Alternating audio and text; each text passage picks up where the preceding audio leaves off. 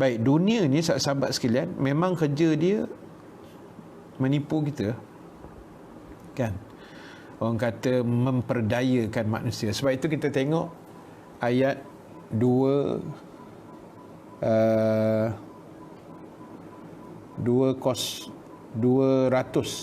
ke 201 Al-Baqarah.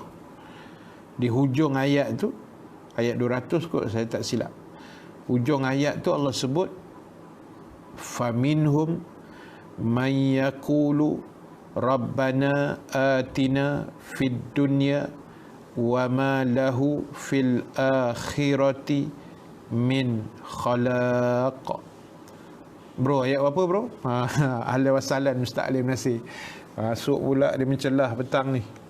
Pagi tadi kita intai dia ke kanda. Petang ni dia mengintai-intai kita pula. Terima kasih Kak Jamaliah, Abdul Muhsin yang baru masuk, Tanwiri. Baik. Hujung 200 bro, Al-Baqarah ke 201. Faminhum man yaqulu rabbana atina fid dunya wa ma lahu fil akhirati min khalaq. Allah kata ada sebahagian manusia yang berdoa, dia minta selamat atas dunia saja. Dia minta dunia saja. Dia nak dunia saja. Thank you bro. 200 Al-Baqarah. Ujung ayat 200 Al-Baqarah. Allah sebut faminhum, dan ada sebahagian dari manusia yang mereka berdoa minta dunia saja. Dia minta kaya, minta senang lenang, minta nak berkuasa, minta nak dunia lah ceritanya, dia minta dunia saja. Dan Allah kata tidak ada bahagian untuk mereka di negeri akhirat. Yang ini kita panggil puak-puak yang gila dunia. Kan, gila dunia. Dia kira dunia je dia nampak. Dia tak nampak di sebalik dunia ni ada apa. Kan? Macam kita lah orang beriman. Orang beriman, bila kita memandang, kita bukan tengok selapis kan.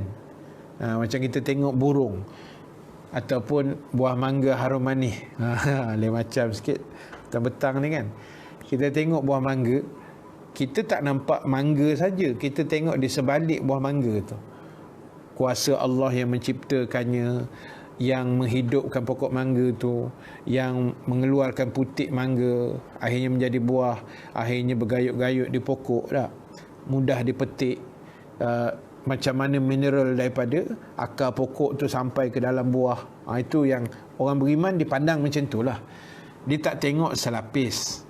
Orang yang gila dengan dunia ni, dia nampak dunia saja. Kan? Dia nampak dunia, dia nampak apa yang dia nampak saja. Dia tidak pandang di sebalik itu. Macam kita baca kisah apa tu, anak Nabi Nuh kan? Bila karamnya, bila Nabi Nuh bina kapal, kemudian jadi ombak yang besar, hujan yang lebat, air daripada langit dan keluar daripada perut bumi. Lalu bila Nabi Nuh merayu dan memanggil anaknya, Nabi Nuh kata, wahai Tuhan, dia daripada keturunan aku, kan selamatkan dia. Wahai Nuh, wahai anak, mari naik kapal dengan ayah. Lalu anak dia jawab apa? Tak apa ayah, ayah pergilah. Dengan sombongnya, saya akan berlindung di gunung yang paling besar di depan saya. Dia nampak itu, dia tak nampak azab Tuhan yang nak datang selepas itu. Kan? Pada hari itu, kata Allah, tak ada satu pun yang tidak tenggelam oleh air yang mencurah dari langit dan yang keluar daripada perut bumi. Wal'iyazubillah. Sebab itu hujung ayat 200 Al-Baqarah tadi, Allah menempelak manusia yang hanya kalut dengan dunia. Allah tempelak lah. Kan? Allah marah. Sebab ada puak ni, dia kira dunia, dia tak peduli lah. Dia kira dunia je hidupnya. Wal'iyazubillah. Dan Allah sambung ayat 201. Allah sebut apa? A'udzubillahi minasyaitonirrajim. Wa minhum man yaqulu rabbana atina fid dunya hasanah wa fil akhirati hasanah wa qina azabannar. Ayat 201 Al-Baqarah. Baik, cuba tengok tu apa yang Abang Pendi tulis. Semua ada dalam Quran. Tapi kita ni adakah pernah terlintas? Macam saya sebut tadi lah. Takkan semua ada dalam Quran. Kan? Pada logiknya, ya ke?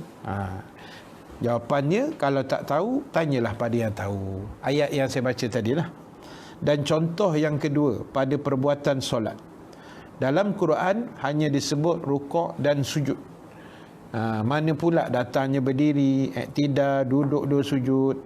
Dan ini semua datang daripada hadis Nabi sallallahu alaihi wasallam. Ada yang berdoa minta dunia saja. Absolute untuk dunia saja. Dan ingat pesan Datuk Tuan Guru kita, Datuk Ismail Qamus. Kita kejar dunia, memang dapat dunia. Kita kejar akhirat, dunia pasti akan ikut kita di belakang. Kita tanam padi, yang pasti lalang akan tumbuh juga. Tapi kalau kita tanam lalang, confirm padi tak tumbuh.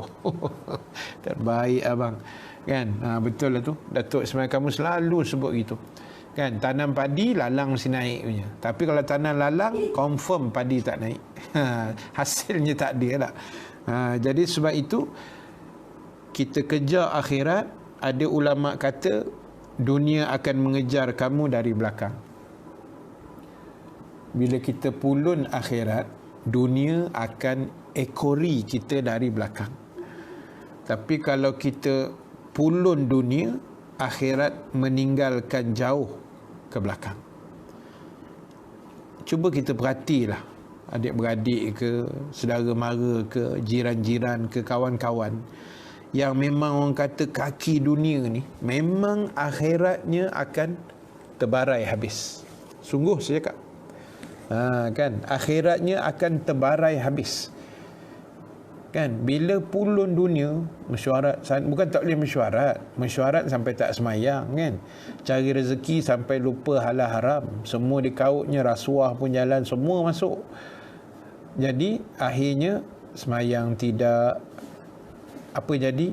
Akhiratnya jauh meninggalkannya ke belakang. Tapi kalau orang yang hidupnya kejar akhirat, maksudnya orang yang jaga agamanya dalam hidupnya, tak usah bimbang sahabat-sahabat sekalian. Nabi kata dunia akan mengejarnya dari belakang. Ada ulama sebut. Kan? Bila kita jaga akhirat, dunia mengikut kita di belakang. Tak usah risaulah. Saya berkeyakinan orang yang buat kerja agama, orang yang buat kerja dakwah, orang yang menyebarkan risalah Islam, yang berjihad di jalan Allah, yang macam-macam. Tapi kita yakin, kita buat kerja agama, kita percaya pada rezeki Allah, kita percaya Allah jaga kita tak usah bimbang.